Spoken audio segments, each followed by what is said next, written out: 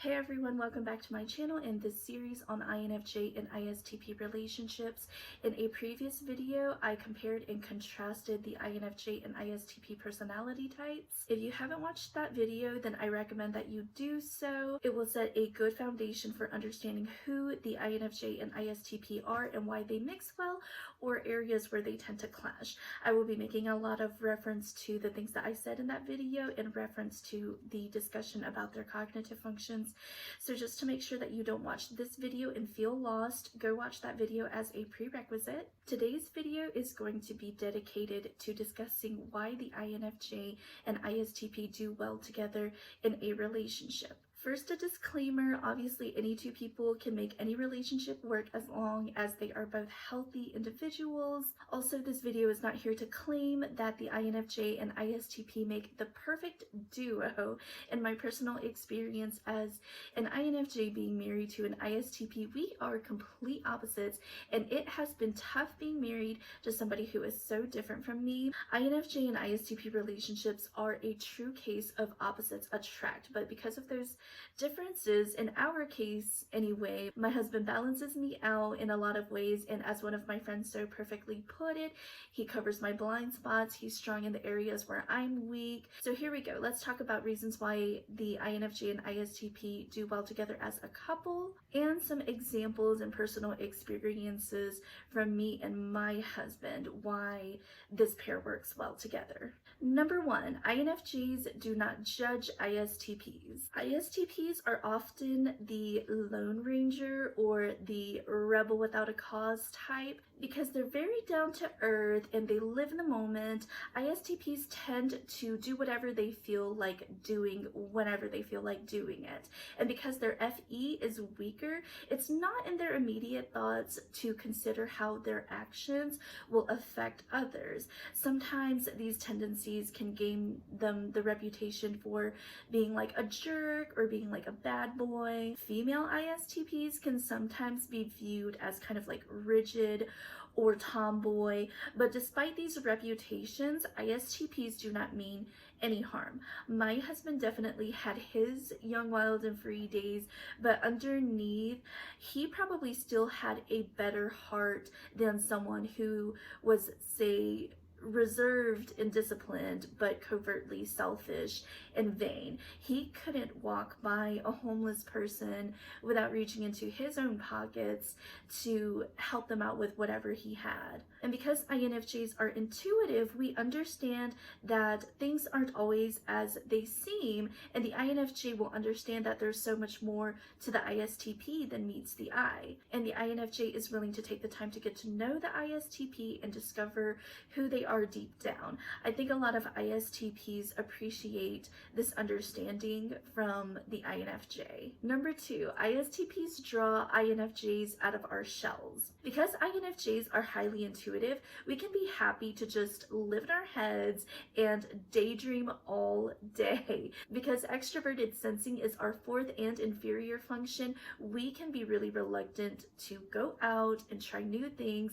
But since ISTPs are great at the SE thing, we can trust them to take us canoeing for the first time or to teach us how to play disc golf. And we know we're probably just gonna suck, but because we know that we have the ISTP with us and they pick up on new skills well, we have an assurance that the ISTP will become at least intermediate by the end of the day with whatever activity you guys decide to experiment with, and at least the INFJ can tag along just to cheer the ISTP on. Like when it was my birthday, I knew I wanted to get out of the house to be with my friends and family and to do something fun, but I'm an introvert and an intuitive, so I do not know what conventional fun looks like. My idea of fun is like curling up with a documentary or with a good book and a plate of really good food. But my husband and I got some friends together and we rented a party boat on a lake, but I don't fish, I don't swim. I was afraid to go tubing or dive off of the upper deck of the boat or go down like the slide into the water, but it was okay because I had my husband, the censor, there, and he was the life of the party. He was the one who led the charge into all of the fun activities while I got to be part of the action, but I was able to do what I like to do as an introverted intuitive. I got to be in good company, but not have to feel the pressure of having to do what everyone else was doing. And I was able to just enjoy being there with everyone, being in the atmosphere and enjoying the lake, enjoying the mountains and the views. And I didn't have to worry about the SE thing because my husband was already taking care of that. Some people frown upon INFJs living vicariously through their partners. And yes, INFJs, sometimes you do need to be that one to get yourself out there participating in the activities. But hey, if it's going to be anyone to draw you out of your shell to go initiate those activities anyway, it can be your spouse. Number 3, INFJs give ISTPs the feels. ISTPs can be kind of rigid. They're always thinking about the logic, the solution, the tactics, and then on top of that, they're very private people and they don't like to open up. But when INFJs release that NI and that FE on the ISTP, it's like the ISTP is finally able to open up a part of him or herself that hardly anyone, anything, or even themselves had been able to access. ISTPs can often admire about INFJs how we can just detach and we can just live in a world where instead of there only being logic and concrete facts, there are dreams and there are desires and there are emotions. It can make the ISTP feel all warm and gushy inside. It's like they've been living in a world where everything is on the ground, and then all of a sudden we show them that there are things that can float and things that can fly, and they are absolutely bewildered and impressed when we let them into our inner world and we help them to discover their own inner world. When my husband was in school to pursue another degree, his logic told him, you apply for the classes, you study, you take the tests, you do it some more, and then you get the degree. But earning a degree is not that cut, dry, and clear. I think my husband was able to appreciate that I could sit down with him and we could talk in length and in depth about what's underneath the iceberg of pursuing a big goal like an advanced college degree. We talked about the unseen things like the motivation that can be hard to find sometimes, the frustration with the late nights studying, the desire and the passion that you must have and must keep in order to put yourself through torture for years for a degree in order to get the job that you want.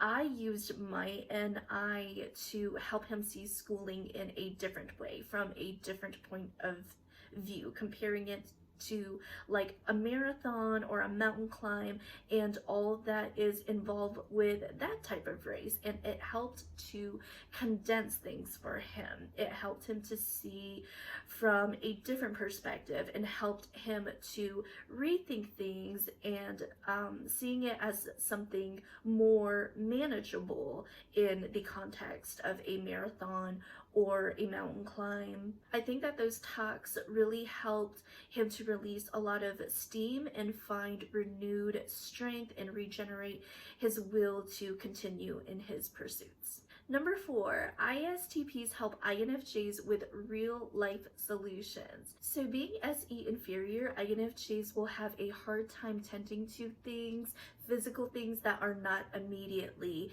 impacting them. So I know when I first started hanging out with my husband, my car was like in dire need of all this maintenance. Like my windshield wipers were crap, my car was long overdue for an oil change and tire rotation, and I just don't think about that kind of stuff because I'm already, struggling with all these other time-sensitive SE obligations and responsibilities, like paying my bills and whatnot. Like it doesn't occur to me to be cognizant of things like oil changes. And I remember when my husband and I first started hanging out, we were just friends at the time, but somehow he figured out that I needed to do maintenance on my car, and he took me to the store and he took care of it all in one afternoon.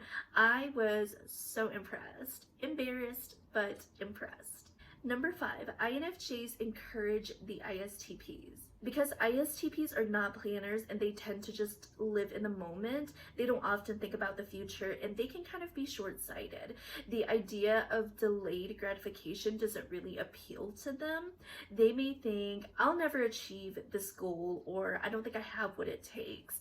But the INFJ, who is super good at planning, that is like our superhero power, can help to motivate and guide the ISTP on how he could make those longer term commitments in order to achieve something that would bear a lot of fruit once they did reach that goal. So going back to when my husband was still in school, I was able to help him break down the entire process of schooling and help him to break down everything into smaller, more achievable, shorter term goals. Like, okay, you gotta apply for financial aid on this date, you have a meeting with your counselor on this date, you apply for classes on this date, and etc.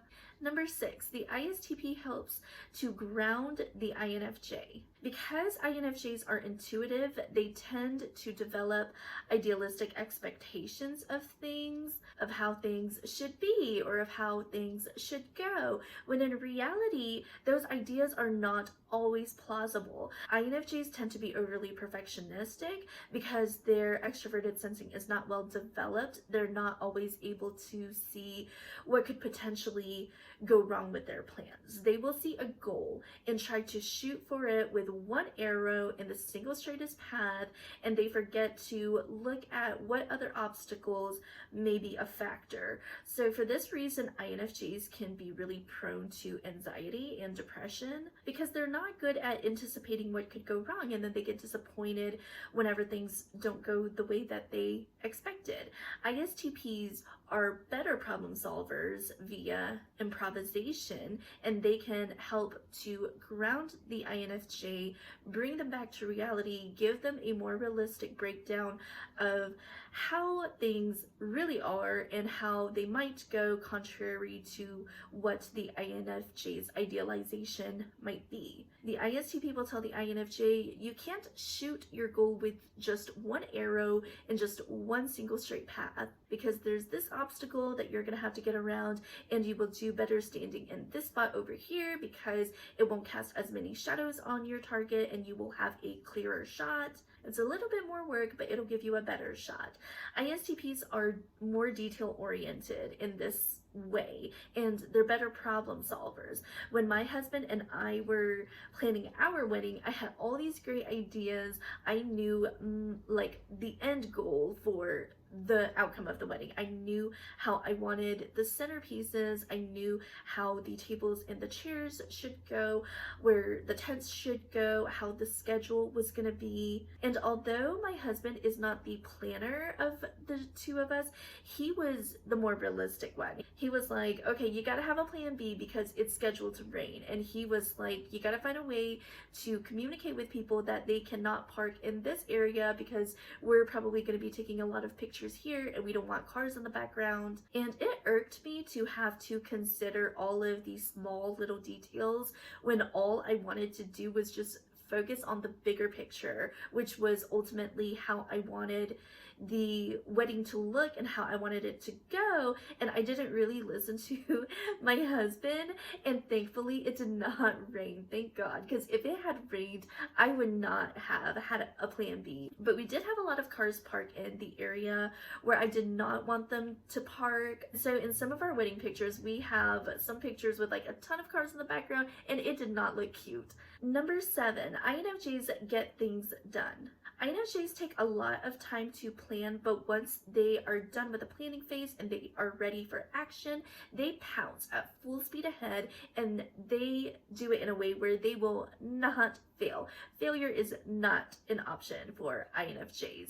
They take failure very hard, and they don't get too caught up in small details, and they are very decisive because their eyes are on that end goal. The ISTP may look at the INFJ and be thinking like, man, the INFJ sure does sit around a lot. They don't have a lot of hobbies, but once the INFJ gets going, there is no stopping them. ISTPs may be better problem solvers and they may be more outgoing and they may have more hobbies, but they tend to want to try a lot of things and start on a ton of projects, but then they lose their motivation quickly, especially when projects get dragged out, and then they'll have a bunch of unfinished projects laying around. But the INFJ can be counted on to put the pressure on the ISTP, keep them accountable to finish what they started. Number 8, ISTPs have more taste than the INFJ. INFJs can be minimalists because we're not really focused on the outside world. We don't really care about possessions. If we do, then it may just be a few select items or a few brands that we're loyal to, but possessions almost kind of just give us anxiety. So for this reason, we can tend to have very plain taste or very safe taste, and we don't care to have a lot of grand things. So when it comes to having to make a decision about something aesthetic, like choosing something to wear for a big occasion or choosing like a set of furniture, INFJs can tend to get overwhelmed. We feel like we don't really know what we want, what we are looking for, and we can become very anxious, especially because we don't really have vision. We need to be able to picture something in order to know how we feel about it. But ISTPs, I can't necessarily say have better taste, because taste is a matter of opinion and personal preference, but the ISTP's vision is better than ours. They're better able to formulate an idea of what they'd want to achieve with an outfit or with some living room decor and theme. So difficulty thinking about those fine details comes from the INFJ's inferior extroverted sensing, where we're more about just the end result, like having a nice outfit for an occasion or having a nice living room, but we're not good about small details like deciding what color outfits we want, what accessories we're going to wear, or what the theme of the living room will be, and how we can find furniture and decor to all match. When we first bought our house, it was like a blank canvas, and I had the opportunity to do whatever I wanted with our house, but that overwhelmed me. Like, I had a million options to choose from as far as what I wanted to buy and bring into my house, and I had such trouble zeroing in on what it was that I wanted exactly. But my husband was way more decisive than me because he had vision. So he chose all of the furniture, he chose the curtains and the color scheme, and he made it look pretty good. So INFJs are creative individuals, but I do think that the ISTPs have us beat on this one.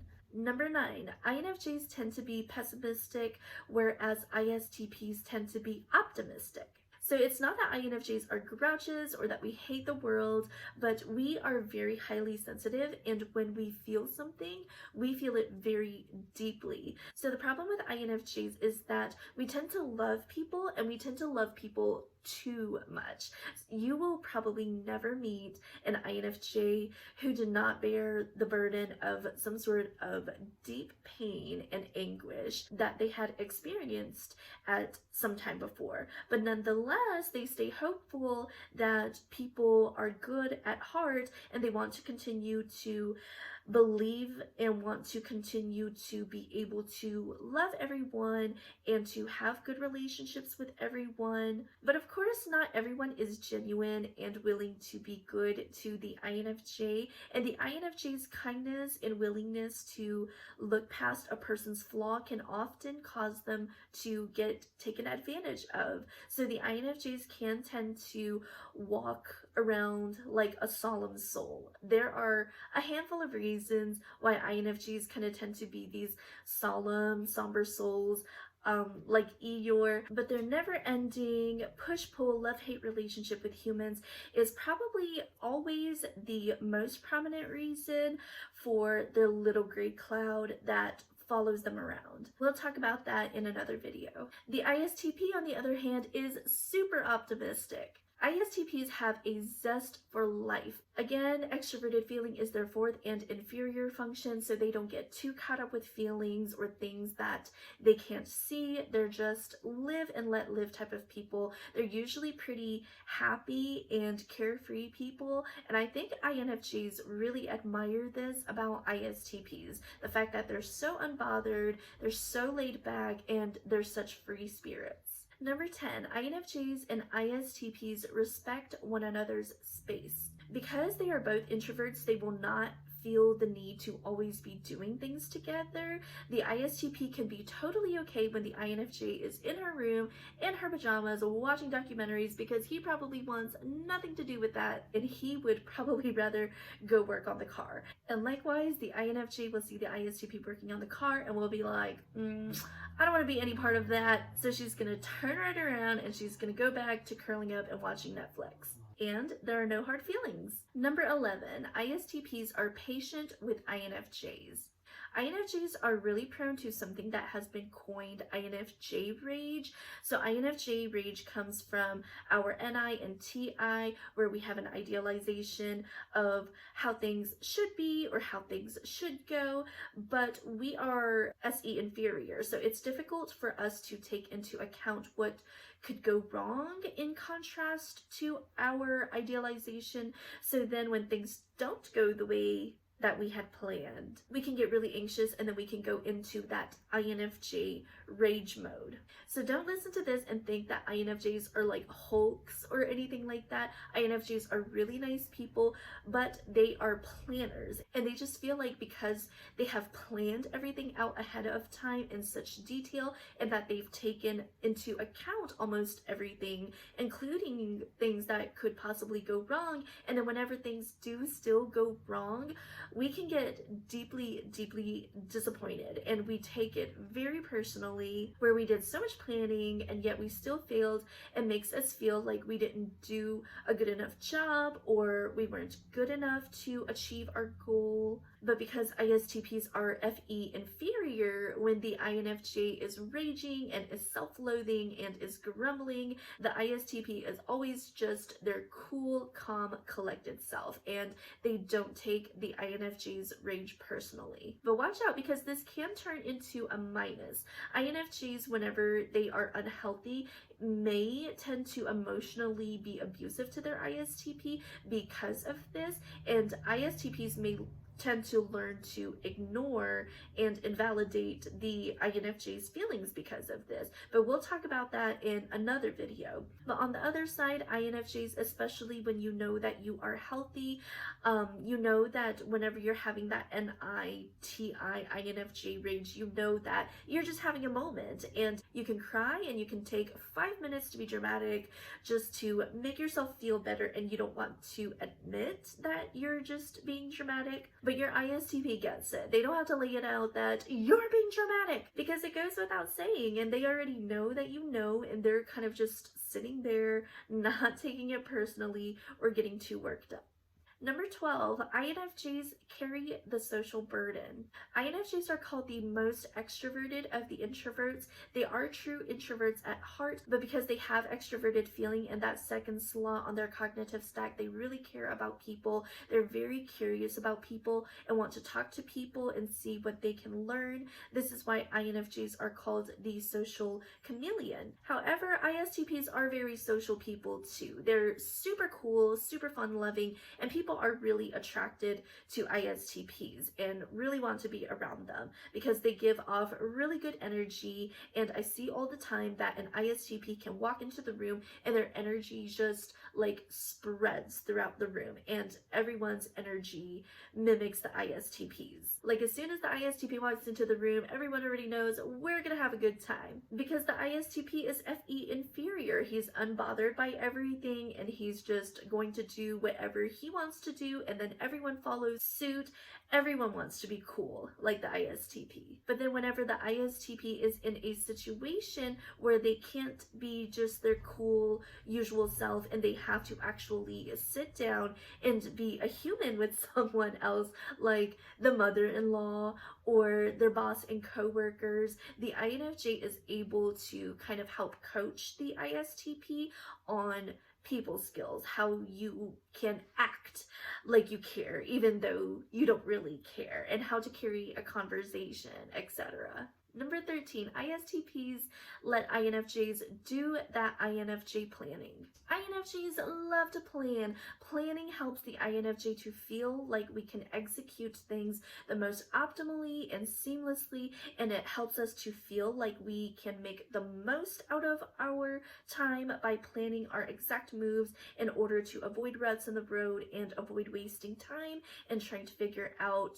what to do. And ISTPs do not try to take that away from us because they're not about that planning life. They will be happy to let the INFJs take the reins on that. The first time my husband ever took me to Myrtle Beach, South Carolina, it was a surprise for my birthday, so I didn't know about it, so we didn't have a plan. So we spent a lot of time just trying to figure out what we wanted to do, trying to figure out like what was nearby, trying to figure out what was open. But when my husband and I went on vacation to New Orleans, I had the whole trip planned down to what time we needed to catch a particular bus in order to get to a particular museum. And therefore, we got to do a lot of stuff. We made the most of our time, and my ISTP husband kept like rolling his eyes on how intensely I kept like herding him along, but I think that we both had a good time. So that's the end of this video. If you are an INFJ or an ISTP in an INFJ-ISTP relationship, please let me know in the comments below how you liked this video, as well as what your favorite thing about your relationship is. I love interacting with you guys in the comments.